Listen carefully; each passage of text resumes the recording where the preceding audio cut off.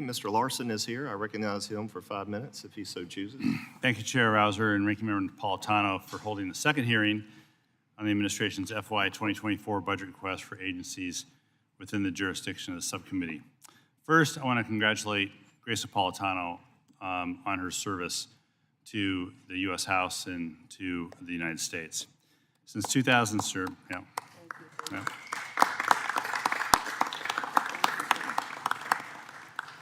Since 2007, Grace has been a trailblazing member of this committee, fighting to make our waters cleaner and our transportation system safer and greener.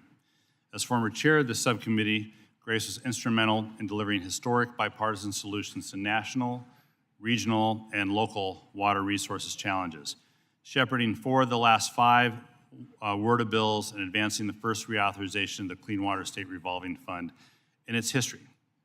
She's been a tireless advocate for smart, resilient water policy and robust water investments, making sure that her communities, and sometimes the rest of us, but I know she's been a tireless advocate for her communities, and communities across the U.S. are prepared for the challenges that they will face with a changing climate.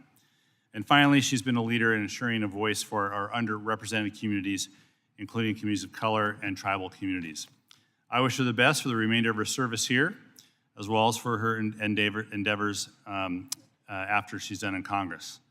But she still has work to do, and we still have need of her here for quite some time.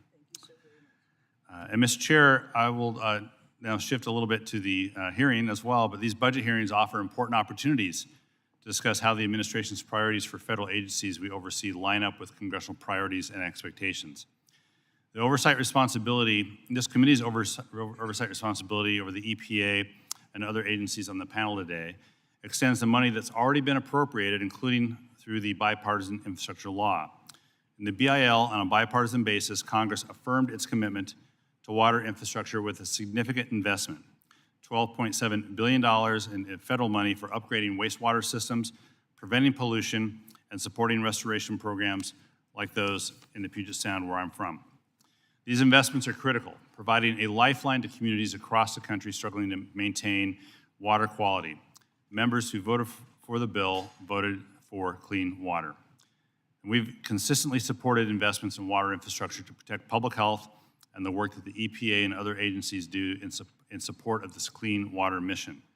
I know firsthand the importance of the EPA's Regional Watershed Program for the Puget Sound, but the increased focus and federal resources associated with the EPA's regional programs for the Sound, the Chesapeake Bay, the Great Lakes, and other critical regional water bodies are vitally important to our communities and to the members on this committee. Clean bodies of water enhance the quality of life, the economy, and the health of the communities that surround them, and maintaining robust federal funding for EPA and defending against potential cuts in the fiscal year 24 appropriations process will continue to be a top priority for House Democrats. All the agencies here today provide important services when it comes to clean water across the country. The National Resources Conservation Service assists local communities in carrying out watershed projects for flood protection, water management, and ecosystem enhancement. NOAA has many programs and activities, including work on harmful algal blooms and the National Coastal Zone Management Program. The International Boundary and Water Commission implements the various boundary and water treaties between the U.S. and Mexico, with its impacts felt from the Tijuana River to the Rio Grande. And finally, the Agency for Toxic Substances and Disease Registry is a vital part of the nation's public health system that assesses the presence and nature of health hazards at Superfund sites. And I would note, from what I understand, deployed 15% of their staff to East Palestine recently just to deal with one train derailment. So I look forward to the testimony today and thank each of our witnesses for your participation in today's hearing. With that, I yield back.